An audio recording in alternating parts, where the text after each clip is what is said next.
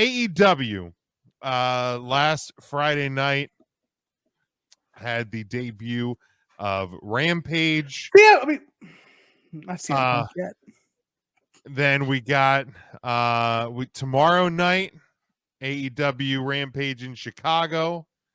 There's been a lot of teasing, a lot of dancing around, talking about it's going to be the biggest week in wrestling. I think everybody, Tony Khan's out there tweeting today about how current fans are going to love it. It's going to bring back old fans, that it's the biggest night in AEW history. The AEW starts anew tomorrow night, something like that. He tweeted out earlier. Let me see if I can actually find the tweet. I just saw it a little bit before we came on air. Lots of rumors about what's going to happen tomorrow night in Chicago. So let's start with Rampage. New 1 hour show debuted last week. I think it was 3 matches. Pretty straightforward wrestling show. 1 hour. Very driven. I thought it was great. I mean, yeah, the SmackDown lead in. I thought SmackDown felt the pressure. Whatever you want to say. A lot of buzz about another show on another network. I thought SmackDown delivered. Can AEW do another show at 11 p.m. on TNT on a Monday night, please? To make a Monday night show on USA have a little bit more focus and direction. But no, I thought Rampage. I thought Rampage was a great show. Will it have the same push and drive each and every week? It will remain to be seen. I hope it does. But I liked it. I liked what they did last Friday. Tim, Matt, your guys' thoughts on Rampage a week ago? I didn't watch it. I personally, I love this hour-long concept. Like an hour's worth of wrestling at the end of a Friday. Like it's just, it hit. The only thing I would have changed is I would have changed the match order, but I also understand that you want to give the profile to the women for the main event. And they're in Britsburg. It's an easy victory. But this week, man, the first dance, like I'm strapped in for whatever it is. I'm not entirely sold yet. Like, part of me is not sold that it's CM Punk. Call me crazy. Call me outright insane. Remember when I talked about the part of me that likes to watch the world burn? There's that part of me is would, and here's the thing. I think Punk is AEW bound, whether it happens tomorrow or not. I don't think that's that's not in question to me. But there is definitely a part of me that would love for him to not, because everybody, friends of the show, everybody's expecting it tomorrow night. Everybody's expecting Rampage comes on the air and you hear Cult Personality, or you hear whatever music they're going to play, and Phil from Chicago is going to be the open of the show. I mean, I would assume Vegas has pretty high odds that he debuts tomorrow. Sure. I mean, without question. I would be shocked if he did, honestly. It doesn't feel like a big enough moment for that to me. So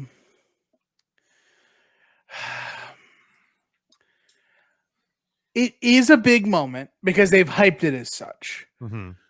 To me, they've done too many like sly Easter eggs over the last couple of weeks. The Cookie Monster shirt, the Chick Magnet shirt, all the best in the world talks. Mm-hmm. Like all of that stuff, that to me, those look like big red herrings. Like I'm not entirely sold. Now I know CM Punk was just on an interview where they asked him straight up Like, you have plans on being at the United Center for Rampage? And Punk asks what day it is, and apparently there is a screening for episode 3 of Heels in Chicago on that day. Yeah, okay, yeah, I heard about that. So he doesn't know, like, it's not necessarily set in stone or not, but like they don't know. With all that said, I am not going to get baited into not thinking that this can't be Brian Danielson. See, I've said it since the beginning. Like, they say best in the world. Best in the world can easily be Brian Danielson. I mean, there's another best in the world lurking out there. You don't ask for it.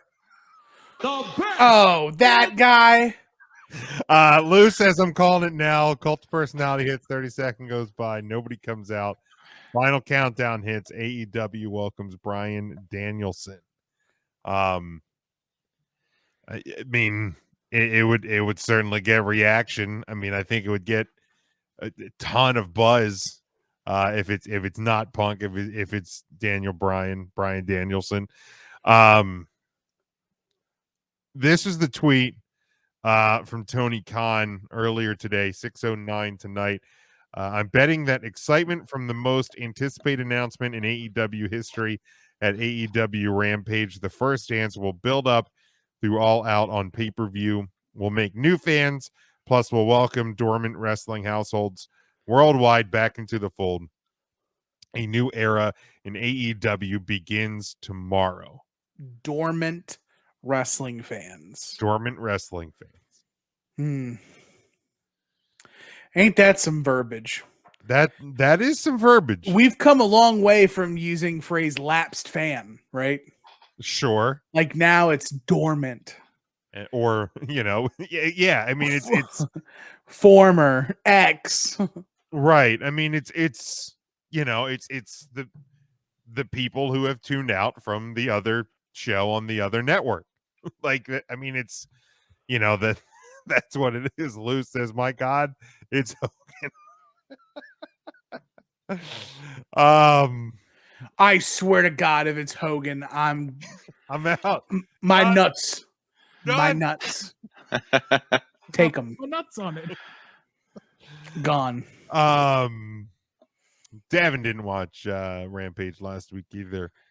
Y'all missed out. Like, Omega and Christian was a banger. Real good.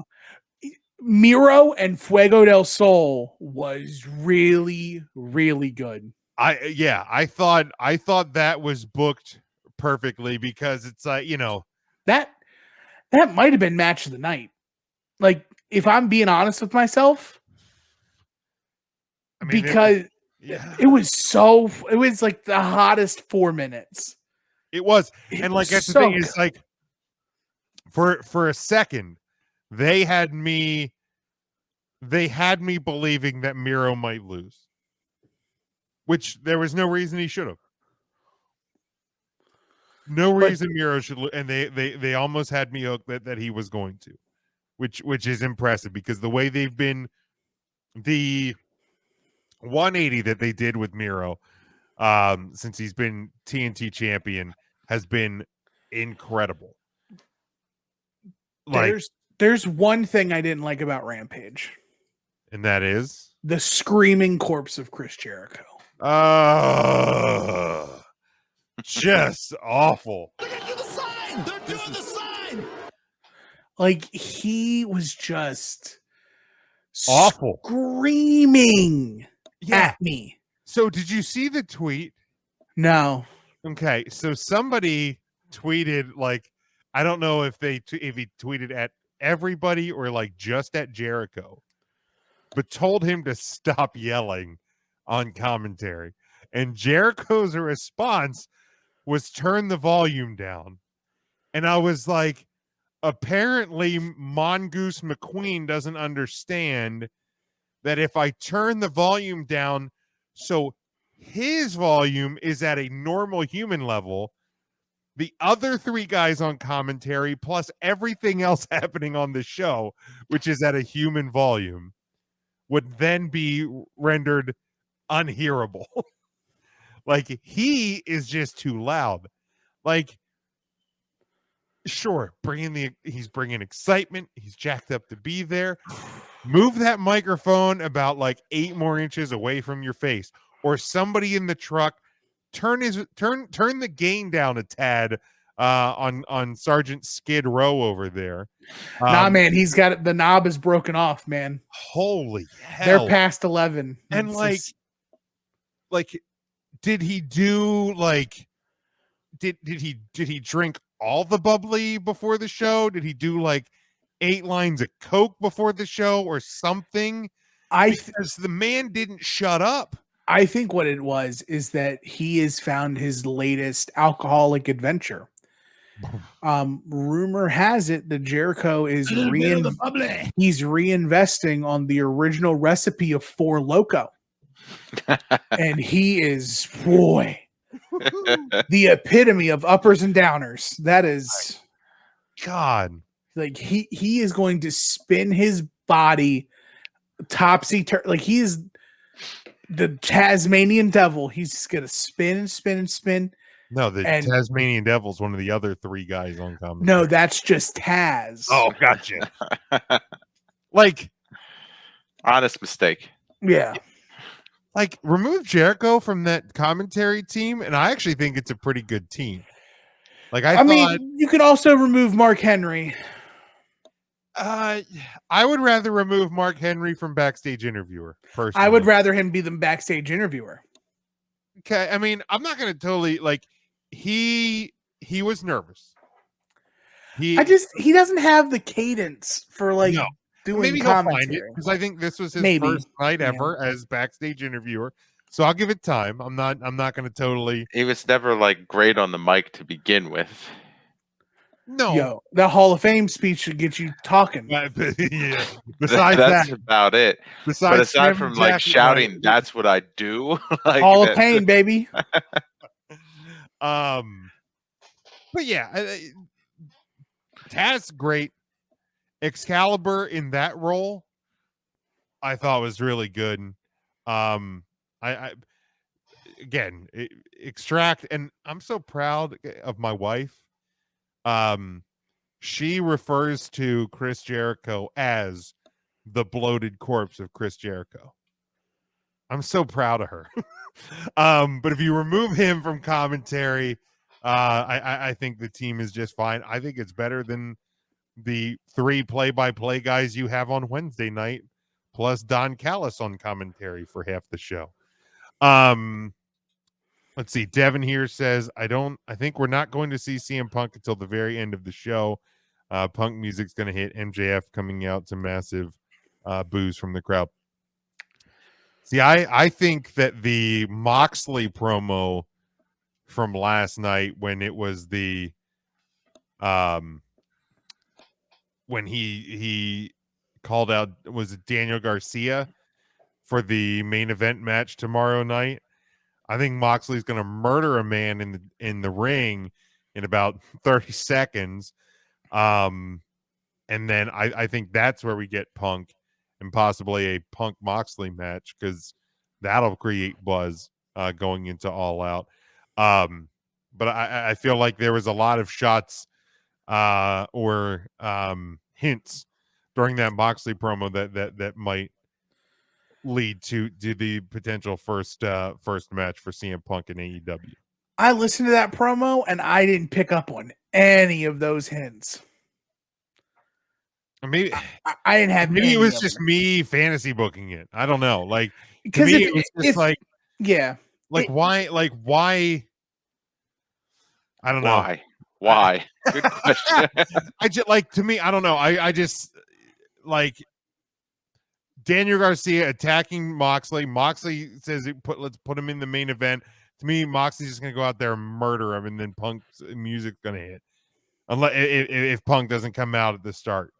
I think I think Daniel Garcia is gonna. This is a coming out party for Daniel Garcia. Think? Oh yeah, Daniel Garcia is really good. He's very good. And I think he and Mox are gonna like have a really good match.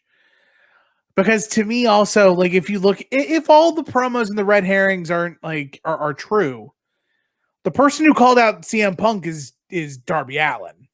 Sure. Darby was like, even if you're the best in the world, Right. and like he specifically called out the first dance.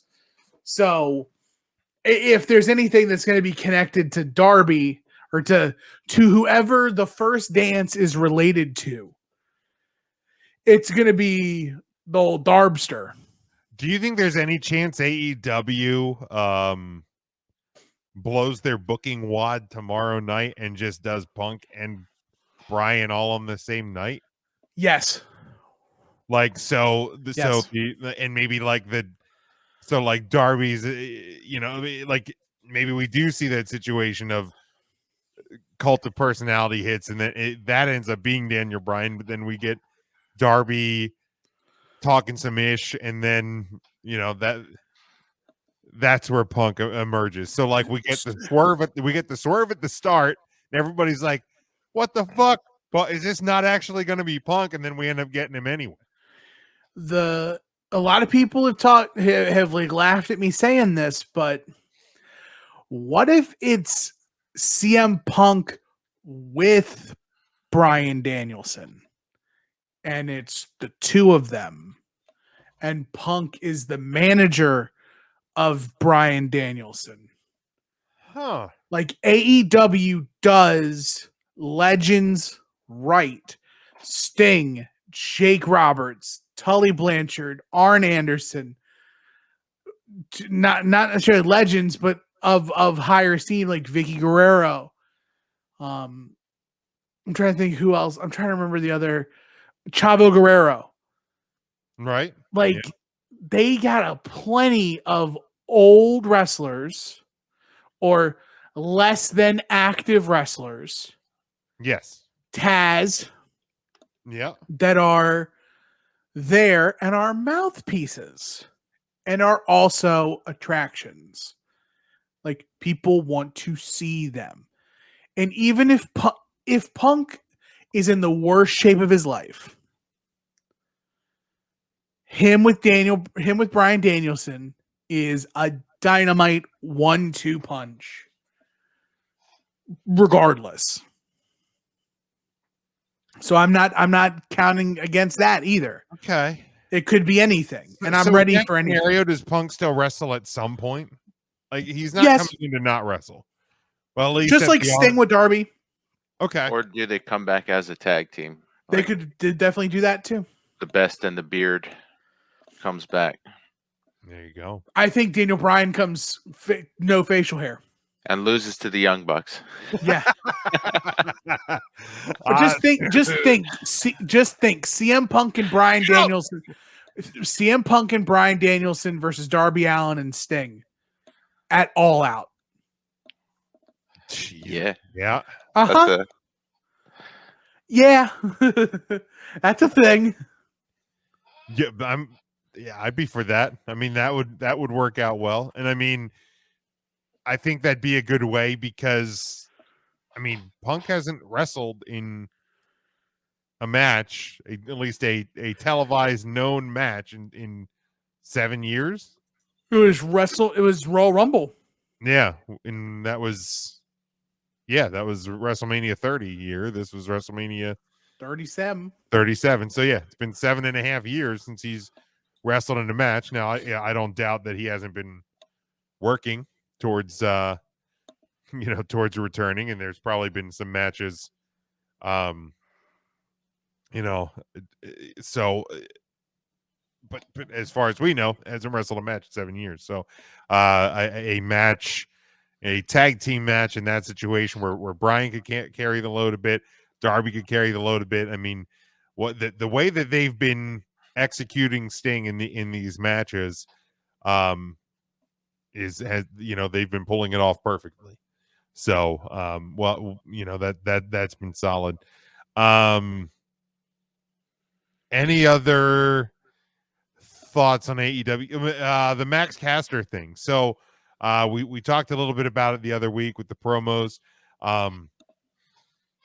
This week, a couple people noted that he removed any mention of AEW from his social media platforms, was like selling some of his AEW gear on eBay. Is this so?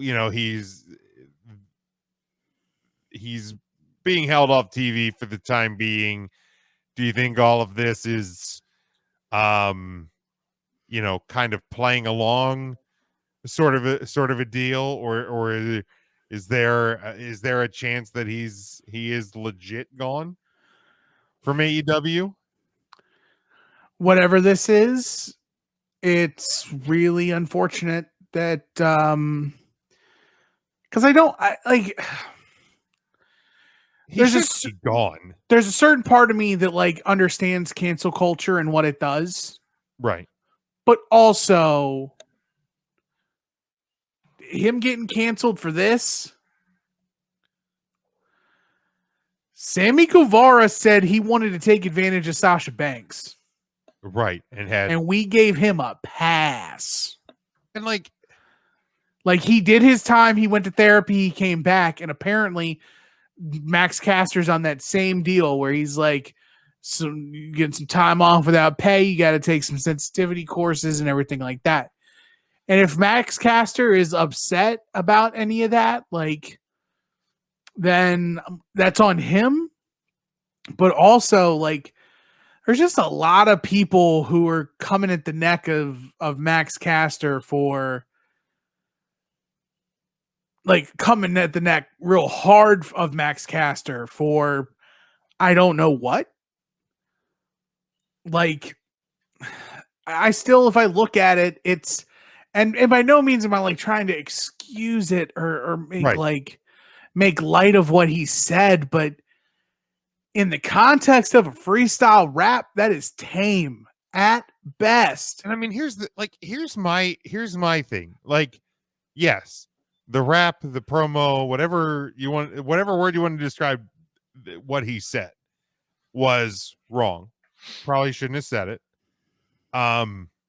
But this was on a taped show. There was nobody in production. Now, I know Tony said he slipped through his fingertips. He's going to be better at overseeing, making sure this sort of thing doesn't happen again in the future, blah, blah, blah, yakety, yakety.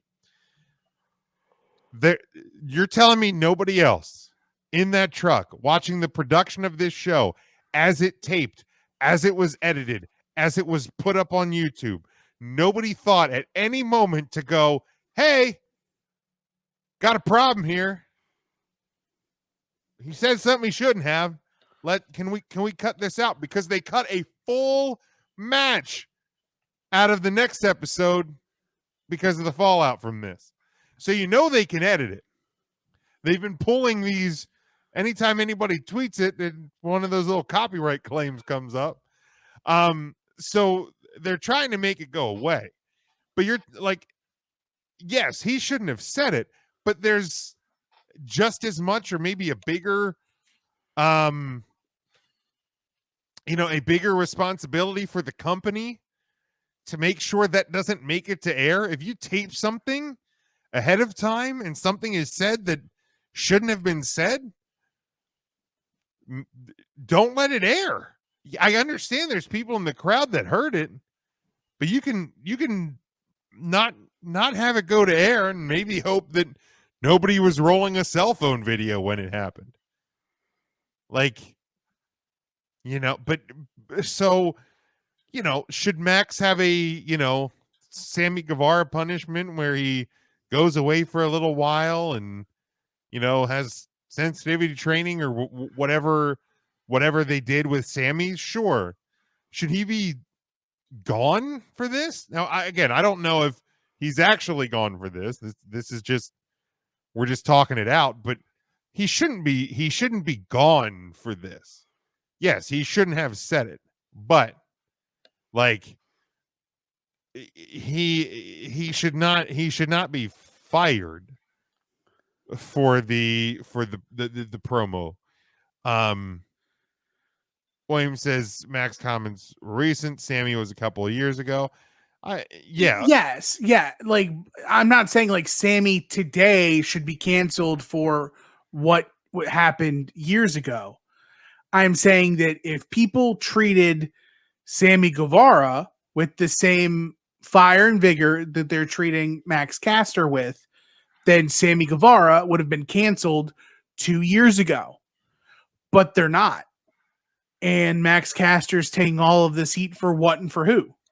Like, he made he took a risk, a big risk with the freestyle. Was it in poor taste? Yes. But if you're trying to get eyes on you, if you're trying to get people to react to you, if you're trying to be a heel, and it kind of goes back to a conversation we had here on this very podcast a couple weeks ago about like where's the line that's drawn for heels. Max was probably thinking he's doing heel stuff by mentioning Duke lacrosse to a North Carolina crowd. Right. And mention COVID vaccine tests being fake to Brian Pillman Jr. And I'm trying to remember what else he said that was like super problematic. I'm not even counting the stuff about Julia Hart. Right. It was it was Simone Biles. Duke lacrosse, which Simone Biles super tame Julia too. Hart. Like Simone Biles super tame. Like that stuff. If you're going to go after him about that, you should go after Charlotte Flair with the same amount. Charlotte and nobody's saying anything to and Charlotte. The writer from WWE not canceled. Right. Like it's the same. Like the big sticking point is the Duke lacrosse joke. Right. Correct. Yeah. But I mean, like he At the wouldn't same have said time- it as he won in North Carolina. And I don't think he would have said it if it was an actual like rape. right. I think also didn't Sammy like have a combo right away with Sasha? See, I don't remember all that. Like I don't. I think that was the report, Matt. Yeah, I think he. So I think that's her. probably attributed to a little bit as to why he was given an easier road to redemption than Max has. Just because, and not that Max hasn't reached out to people, but there was a lot more people for him to reach out to in this instance, and I would be surprised if he reached out to all of them. So that if there was a report that he kind of took those steps, I think people would be more open to forgiveness. Right. And I'm fine with him being quote unquote punished, but and maybe the selling of his AEW gear and removing AEW from his social media, maybe it's just playing, maybe he's steering into the skid, and it's going to make when he does eventually come back even more surprising or something like that. Like this isn't we know for a fact that he's been let go from from AEW. Like we don't know that. This is just. I feel like if he legit was, that's something they would come out and say. Mm-hmm. Like we have cut ties Like with. they just as a PR positioning on it, they would come out and say, "Hey, joke or the rap was in poor taste. For that reason, we have decided to mutually part ways." Something along those lines. So Did they make a statement when they released? Who was it? Jimmy Havoc? See, I don't remember. I don't know. I can't remember if they. Let me see if I can find it here quick, because that's the only really similar. I don't want to say similar because they are not the same. But I would also agree, Tim, like the conversation does need to be had about Charlotte and the writer just as equally as it is. And to whatever extent punishment goes, it should go both ways. So it was in the Observer back in August, almost a little over a year ago. AEW has released 3 roster members: Jimmy Havoc, B. Priestley, and Sadie Gibbs, confirmed by Dave Meltzer, as of this time, the reason for the releases are not known. With Havoc, the company released a statement on June 19th, so they would evaluate his status in the company after he completed rehab for both mental health and substance abuse challenges. 36-year-old was accused of rape, abusive behavior, and assault as part of the Speaking Out movement. And in their previous statement, AEW said they were aware of the allegations. So I can't find anything that there was an actual statement from AEW when he was released, but there was reports from Meltzer, and then of course it hit all the news cycles. So so maybe there's not an official release from the company, but that'll remain to be seen. I don't mind if there's some degree of quote unquote punishment. I just, if, and again, this is all if it is an actual like release, I think it's a bit far. I think it's a bit far, because, or if you are going to release him, then there needs to be more, culpability for Tony Khan, and not that Tony Khan can, he's not going to fire himself, but somebody sitting in that truck should probably be fired as well, because they came across